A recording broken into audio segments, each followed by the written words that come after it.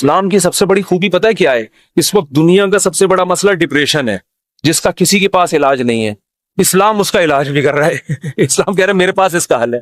میں اگر لسٹ بنانا شروع کروں نا لوگوں کے فون سن کر کہ کتنے لوگ ہیں جن کے میرے بیان سن کے ایک 5 سال سے ڈپریشن کی گولیاں کھا رہے تھے، وہ گولیاں چھوٹ گئیں، تو آپ حیران ہو گئے۔ آپ کہہ سکتے ہو مفتی صاحب آپ چٹکلے سناتے ہو اس لیے، نا نا نا نا نا، وہ بیانات سن کے جو میرے بیانات اسپیشل اسٹریس اور ڈپریشن کے بارے میں ہوئے ہیں۔ آج مغرب کے بعد اسلام آباد سے ایک صاحب کا فون آیا، میں نے اتفاق سے اٹھا لیا، اور مفتی صاحب کب سے تلاش میں؟ میں نے کہا کیا ہو گیا بھائی؟ کہہ رہے ہیں بھائی میں کئی سالوں سے ڈپریشن کی گولیاں کھا رہا ہوں، میری ڈپریشن ختم نہیں ہو رہی تھی، آپ کا میں نے ایک ڈپریشن کے خلاف بیان سنا، ڈپریشن کیسے ختم کریں یہ تھا یا پتہ نہیں کیا تھا۔ کہہ رہے ہیں میں حیران ہوں کہ میری ڈپریشن ختم ہو گئی، اور وہ تو کہہ رہے ہیں میں نفسیاتی ڈاکٹروں سے جا کے لڑ رہا ہوں کہ یار اس مولوی کے بیان سن کے میں ٹھیک ہو گیا، جو نہ ماہر نفسیات ہے نہ کوئی ڈپریشن پہ اس نے کورس کیے ہوئے ہیں، اور تمہارے گولیاں کھا کھا کے میں ٹھیک نہیں ہو رہا۔ تو میں نے اس سے کہا میرے بھائی یہ مولوی کا کمال بولو نہیں، ہم بھی جو خوش ہیں تو اسلام کا، ہم تو نہیں کہتے ہم سچی پکے مسلمان ہیں بھائی، ہم تو بہت ہی نالائق ہیں۔ ایک نسبت ہے اسلام کی طرف، وہ تسلیاں دیتا رہتا ہے، وہ کیا کرتا رہتا ہے؟ وہ تسلیاں دیتا رہتا ہے، بھائی سب سیٹ، کوئی مسئلہ نہیں، ہو جائے گی صبر، ٹھیک ہے نا؟ کیا مطلب؟ یعنی پریشانی دور ہو جائے گی، یہ مطلب کچھ اور لے کے جا رہے ہیں، ویسے میں بھی وہی مراد میں۔ اچھا خیر، اس کی ایک مثال دیتا ہوں میں، ایک مثال، اس سے آپ کو سمجھ میں آئے گی بات۔ کبھی کبھار نا مجھے جوش چڑھتا ہے تو میں فون اٹھا، بہت عرصے کے بعد میں نے فون سننا شروع کر دی ہے، لیکن پھر وہ بھی اس لیے کہ اتنی بھرمار ہو جاتی ہے نا کہ لوگوں کی ٹینشنیں سن کے آدمی بھی تھک جاتا ہے، پھر میں بند کر کے رکھ دیتا ہوں۔ ابھی میں بالکل موبائل لیس ہو گیا، میری زندگی سے موبائل نکل گیا، تو میں نے کہا بالکل میں ویسا ہو گیا ہوں جب نیا موبائل ایجاد ہوا تھا، صحیح ہے نا؟ اب میں نے دوبارہ تھوڑا سا پھر بند کر دوں گا۔ تو میں نے فون سنا تو کسی نے مجھے کال کر کے بتایا، ایک خاتون نے کہا کہ میرے ایک بچے اب بیمار پیدا ہوا معذور، دوسرا بھی اب مجھے دوبارہ ولادت ہونے والی ہے، میں اتنی ٹینشن میں ہوں کہ تیسرا معذور بچہ پیدا ہوں، اور ٹینشن سے میری حالت ایسی ہو گئی، میں گولیاں کھا رہی ہوں، یوں کر رہی ہوں، اور میں جناب وظیفے پڑھ رہی ہوں۔ اور پھر مجھے کہنے لگی میں نے رات کو اتنا لمبا وظیفہ پڑھ کے جب میں سوئی تو مجھے خواب آیا۔ میں نے کہا میں نے بہت سن لی، اب آپ خاموش ہو جائیں۔ وہ کہنے لگی میں رات کو سوئی، میں نے یہ والا وظیفہ ہے، مجھے ایک عامل نے بتایا، بزرگ نے بتایا یہ ہوا ہے، تو میں نے یہ والا وظیفہ، میں خواب، تو جیسے ہی خواب پہ پہنچی میں نے کہا اسٹاپ، میں نے کہا مجھے خواب نہ سنائے، آپ خوابوں کی دنیا سے باہر نکلیں۔ کہہ رہی مجھے کوئی وظیفہ بتا دیں۔ میں نے کہا میں آپ کو وظیفہ بالکل بھی نہیں بتاؤں، کیونکہ آپ کو یہ والا وظیفہ پڑھنے سے یہ والا خواب آ رہا ہے، دوسرے والے وظیفے سے دوسرا والا۔ جو آدمی پڑھا کے جب تھکاوٹ تو عجیب پھر خواب تو آتے ہیں۔ میں نے کہا محترمہ آپ کا علاج صرف ایک چیز میں ہے، آپ نے یہ کیوں فرض کر لیا کہ معذور بچہ مجھے کسی قیمت پہ نہیں چاہیے؟ یہ سوچ غلط ہے، آپ خدا سے لڑ رہی ہو۔ سمجھ میں آ رہی ہے بات؟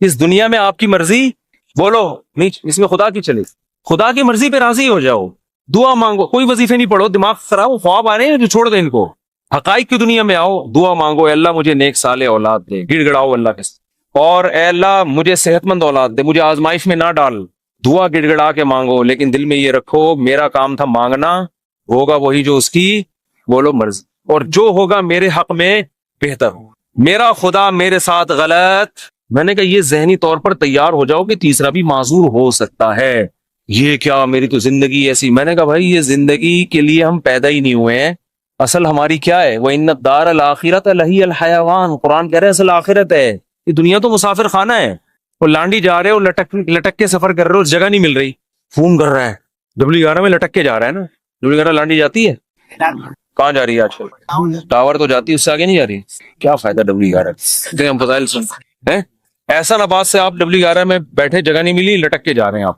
گانوں کی آواز آپ کو کھڑکی سے ہوتی ہوئی آ رہی ہے، W11 میں تو لوگ گانے سننے کے لیے بیٹھتے ہیں، آپ کو مزہ ہی نہیں آ رہا، اور پھر پاؤں میں کھڑے ہوئے آپ، اب آپ ادھر فون کر رہے ہیں، مفتی صاحب کو کوئی وظیفہ بتا دیں سیٹ مل جائے، میں کیا بولوں گا؟ ابے بھائی ٹاور اتر جائے گی گاڑی، صبر کر لے تھوڑا سا، جو بیٹھے ہوئے وہ بھی ٹاور پہ اتریں گے، تیرا باپ بھی ٹاور پہ اترے گا، تمیز سے اگر سمجھ میں نہیں آئے گی یہ بولوں گا نا، اتر جائے گا ٹاور پہ، صبر کر لے۔ وہ کہہ رہے نہیں، وہ اس کھڑکی میں جو بیٹھا ہوا اتنے مزے سے وہ تو سب کچھ دیکھ رہا ہے بھائی، کھڑکی میں ہوا بھی آ رہی ہے، اس کو کرایہ میں نے بھی اتنا دیا، خدا کیا نا انصافی کر رہا ہے، اس کو کھڑکی ڈرائیور کے ساتھ بٹھا دیا اور مجھے لٹکا دیا۔ خدا کہے گا بھائی وہ جو وہاں بیٹھا ہوا ہے نا، تو پھر بھی 2 منٹ میں آرام سے اتر کے چلا جائے گا، وہ جو وہاں گھسا ہوا ہے اس کو نکلتے 2 دفعہ جیب کٹے گی اس کی، تو یہ ٹینشن برداشت کر لو. دنیا کیا ہے؟ مسافر خانہ ہے. تو میں نے کہا اس کے علاوہ کیونکہ یہ ٹینشن ہی کوئی دوسری ٹینشن کھڑی ہو جائے گی.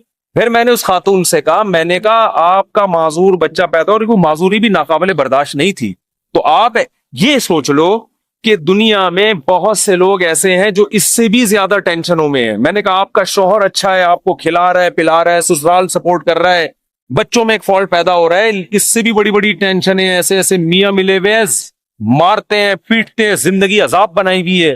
ان عورتوں سے پوچھو گے تو وہ کہیں گی اللہ اس شوہر سے جان چھڑا دے، بے شک معذور بچہ پیدا ہو جائے، اس ساس سے جان چھڑا دے. میں نے کہا ایسے بھی لوگ ہیں فٹ پاتھوں پہ پڑے ہوئے ہیں، ایسی عورتیں بھی ہیں کھانے کو روٹی نہیں ہے، وہ کہہ رہے معذور بچہ پیدا ہو جائے مگر عزت کی چھت مل جائے. آپ کو عزت سے چھت ملی ہوئی ہے، سسرال میں عزت ملی ہوئی ہے، شوہر شریف ہے، شوہر کھلا رہا ہے پلا رہا ہے، ایک ٹینشن ہے. اور یہ ٹینشن بھی اللہ کیا کہہ رہا ہے؟ میں نے ان کو حدیث سنائی، من سخط فلہ الرضا. نبی نے فرمایا جب اللہ کسی مشکل میں ڈالے فلہ السخط، تو جو اللہ سے ناراض ہو گیا نا اللہ بھی اس سے ناراض، اور جو اللہ سے راضی رہا اللہ بھی اس سے راضی رہے گا. اللہ کی رضا ملے گی بھائی. ایک صحابیہ نبی کی خدمت میں آئی، عرض کیا یا رسول اللہ مجھے دورہ پڑتا ہے، کوئی مرگی کا یا کوئی آسیب کا دورہ تھا کیا تھا، میں جسم کے کپڑے پھاڑ دیتی ہوں، بالکل ایسے ہو جاتی ہوں اور میری طبیعت بہت خراب ہو جاتی ہے، آپ اللہ سے دعا کریں میری یہ بیماری ٹھیک ہو جائے. تو نبی نے کیا فرمایا؟ فرمایا ٹھیک ہے میں اللہ سے دعا کروں گا تمہاری بیماری ٹھیک ہو جائے گی، لیکن پھر جنت کی گارنٹی نہیں. پھر جنت کی گارنٹی نہیں ہے. عمل ہے، اچھا عمل ہوا تو جنت، میزان کا ترازو بھاری ہو گیا، نہیں ہوا تو کیا جہنم.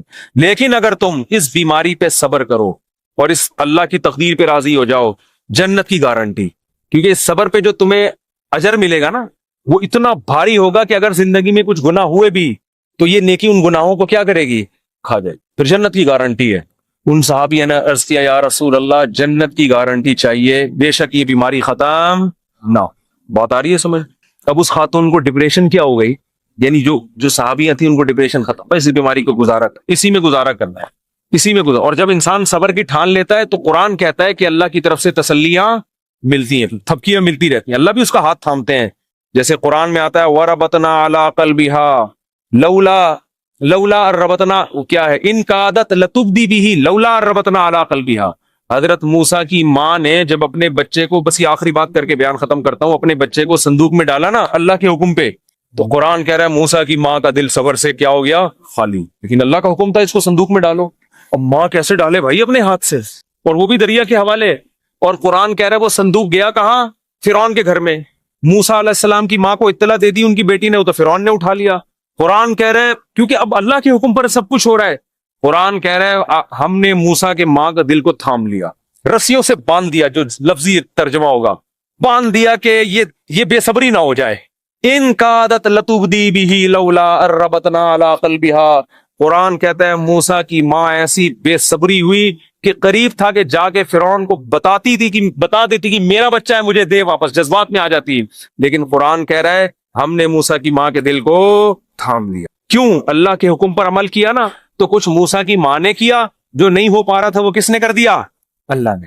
تو آپ مشکلات میں جب صبر کی کوشش کرو گے، جتنی کوشش آپ کر سکتے ہو کرو، باقی کون ہمت دے گا؟ اللہ. ہم سب کو اللہ سے دعا مانگنی چاہیے، اللہ مشکلات سے بچا. ہم صبر کرنے والے لوگ نہیں ہیں، ہم تو نالائق ہیں. ہم اللہ سے خوشیاں مانگتے ہیں، عافیت مانگتے ہیں، لیکن اللہ نہ کرے کوئی مشکل آ گئی، واویلا نہیں کرنا بھائی. اسی میں بہتری ہے، اسی میں فائدہ ہوگا. تو میں نے اس خاتون سے کہا کہ اللہ کہتا ہے کہ اس ٹینشن میں صبر کرو تو کیا ہوگا؟ اللہ راضی ہو جائے، اس کا بہت اجر دے گا. میں نے کہا آپ کل بوڑھی ہو کے آپ نے مر جانا ہے، اگر آپ کے 3 بچے بالکل صحت مند پیدا ہوتے ہیں بھائی، تو کیا مرنے کے بعد ہی قبر میں ساتھ جائیں گے؟ قبر میں بچہ نہیں جائے گا. معذور بچوں پہ جو آپ نے صبر کیا، یہ صبر کہاں جائے گا؟ قبر میں ساتھ جائے. صحت مند بچے ہوں، صبر کا موقع نہیں مل رہا تو بچے تھوڑی جائیں گے قبر میں ساتھ. لیکن معذور بچے ہوں، آپ نے صبر کیا تو وہ صبر قبر میں آپ کے ساتھ جائے گا. تو پھر انہوں نے ایک اور سوال کیا جو میں آپ لوگوں کو بتانا چاہتا ہوں. انہوں نے کہا لوگ مجھے کہتے ہیں کہ تم کوئی منحوس ہو، معاذ اللہ، نحوست ہے تمہارے اندر، کوئی گناہ ہوا ہے جس کی سزا تمہیں مل رہی ہے، معذور بچے پیدا ہو رہے ہیں. یہ لوگ بڑے تانے دیتے ہیں نا، بچے نہیں ہو رہے تو اس سے کوئی گناہ ہوا ہے، کوئی بیمار ہو گیا، فالج ہو گیا. دیکھا ہم تو کہتے تھے بندہ ہی ٹھیک نہیں ہے. میں نے ان سے کہا، میں نے کہا یہ بات لوگوں کی غلط ہے، اس کو نہ سنیں. ہاں توبہ استغفار تو ہر ایک کو کرنا چاہیے اپنا، اگر کوئی گناہ ہوا ہے تو اللہ سے توبہ کرے، معاف ہو جائے گا وہ. لیکن میں نے کہا قرآن میں کیا کہتا ہے، اَيَحْسَبُونَ أَنَّمَا نُمِدُّهُم بِهِ مِن مَّالٍ وَبَنِينَ نُسَارِعُ لَهُمْ فِي الْخَيْرَاتِ بَل لَّا يَشْعُرُونَ۔ نبی کے مقابلے میں جو بڑے بڑے کفار سردار تھے نا، جو نبی کی ایک نہیں مانتے تھے، ان کو قرآن نے کہا کہ کیا یہ سمجھتے ہیں کہ ہم نے جو ان کو مال اور کثرت سے صحت مند بیٹے دیے تو کیا ہم ان سے خوش ہیں؟ فرمایا نا نا نا، ہم سے خوش نہیں ہیں، ان کو پتہ نہیں ہے ہم ان کو دنیا میں نوازنا چاہتے ہیں تاکہ آخرت میں ان کا ہمارے پاس کوئی حصہ نہ رہے۔ اور نبی کو وہ تانا دیتے تھے کہ تم آپ کا بیٹا نہیں ہے بھائی، نبی کو تانا دیتے تھے آپ کا بیٹا نہیں ہے کوئی، اور خود 10 11 بیٹے لے کے گھومتے تھے۔ میں نے کہا اگر یہ بیٹے کثرت سے ہونا اور صحت مند ہونا اس کی دلیل ہے کہ اللہ خوش ہے، اس کا مطلب اللہ ابو جہل سے بہت زیادہ خوش تھا، صحیح ہے نا؟ عتبہ ابن ولید سے اللہ بہت زیادہ خوش تھا، یہ خوشی کی دلیل نہیں۔ اس کا مطلب اللہ ہمارے سابق صدر تو ولی اللہ تھے، پھر تو ہمارے سابق صدر 5 سال کامیاب حکومت کر کے گئے ہیں جو نہ ایوب خان کر سکا، اور نہ کوئی اور تاریخ میں کوئی ہمارا سیاستدان جو اتنی محنت کے بعد اوپر تک پہنچا وہ بھی نہیں کر سکتا۔ 5 سال کامیاب ہوئے تو کیا اس کی علامت ہے کہ اللہ کے ولی ہیں؟ وہ ہے نہیں ہے تو اللہ ہی بہتر جانے، لیکن یہ اس کی علامت نہیں ہے۔ بہرحال تو بھائی یہ آزمائش ہے، صبر کرنا ہے۔ تو یہ تو اسلام ہی بتا رہے، اسلام کے علاوہ نفسیاتی ڈاکٹروں کے پاس تو اس کے علاج نہیں۔ اگر کوئی اچھا ڈاکٹر ہوگا تو وہ بھی قرآن و سنت ہی کا حوالہ دے گا آپ کو۔ دماغی بیماری ہے بھائی، گولیوں سے تھوڑی بہت کور ہو جائے گی، بچھڑا میں محبوب کا غم گولیوں سے ہلکا ہو جائے گا ہلکا۔ ایک آدمی کی شادی نہیں ہوئی جہاں وہ چاہ رہا تھا، وہ بھاگ گئی، ڈاکٹر ٹینشن کی گولیاں دے کے سلا دے گا، وہ جب اٹھے گا تھوڑے دن تک سیٹ رہے گا، اس کے بعد پھر یاد آئے گی۔ گولی کو کیا پتا کہ اس کے ساتھ اصل مسئلہ ہے کیا؟ گولی کو کیا پتا اس کے ساتھ اصل مسئلہ، گولی کو تھوڑی پتا۔ وہ ٹینشن کی گولی تو سلا دے گی، تھوڑے کیمیکل اوپر نیچے کر دے گی، اس سے تھوڑا سا ریلیکس ہو جائیں گے آپ۔ پھر جب خیال آئے گا یار وہ پھر آئے گی تو پھر وہ ڈاکٹر پھر سلا دے گا آپ کو ٹیکا لگا کے۔ ڈاکٹر بےچارا وہ اپنی لحاظ سے صحیح کر رہا ہے، وہ کہہ رہا ہے میرے پاس تو یہ آپشن ہے، میری جب بھاگی تھی تو میں نے بھی یہی کیا تھا۔ یہی کہہ رہا ہے، یہ حل نہیں ہے۔ دماغ میں ٹینشن سے جو بیماری پیدا ہوئی ہے تو اس کا علاج کیا ہے بھائی؟ ٹینشن سے تو نکلو پہلے۔ آپ کو اچار کھانے سے گلا خراب ہوا تو اب گلا ٹھیک جب تک نہیں ہوگا جب تک پہلے اچار کھانا چھوڑو گے نہیں۔ وہ کھا رہے ہو آپ اور پھر غرارے بھی کر رہے ہو، گلا تو عجیب کنفیوز ہو جائے گا، یار ہو کیا رہا ہے میرے ساتھ۔ اس ٹینشن سے تو یہی حل ہے۔ اب یا تو ٹینشن کا حل یہ کہ وہ بھاگی بھی واپس لے آؤ، وہ ڈاکٹر کے بس میں ہوتا نہیں، یا اس کے ابا مان جائیں، وہ کسی کے بس میں نہیں ہوتا۔ تو پھر یہی ہے بھائی، دنیا مسافر خانہ ہے، وہی تو ویسے بھی بڈھے ہو جانے تھے۔ بڈھوں کو دیکھ لیا کرو جو ان کے پرانے جو بوڑھے ہو چکے ہیں نا، وہ لیلا مجنو کو سوچ لیا کرو، لیلا کس قبر میں سو رہی ہے اور مجنو کس قبر میں سو رہا ہے۔ اب کوئی آپس میں ریلیشن ہے؟ کوئی پتھر سے نہ مارے میرے دیوانے کو، بم کا زمانہ ہے اڑا دو سالے کو، کوئی ہے ایسا ریلیشن آپس میں؟ کچھ بھی نہیں ہے، سب فینش۔ ڈپریشن کا علاج تو اسلام کے علاوہ کسی کے پاس آخرت ہے بھائی۔ اسی آخرت کے تصور نے حضرت جابر بن عبداللہ تھے یا معاذ بن جبل تھے، موت کے وقت آنسو نکال دیے ان کی آنکھوں سے۔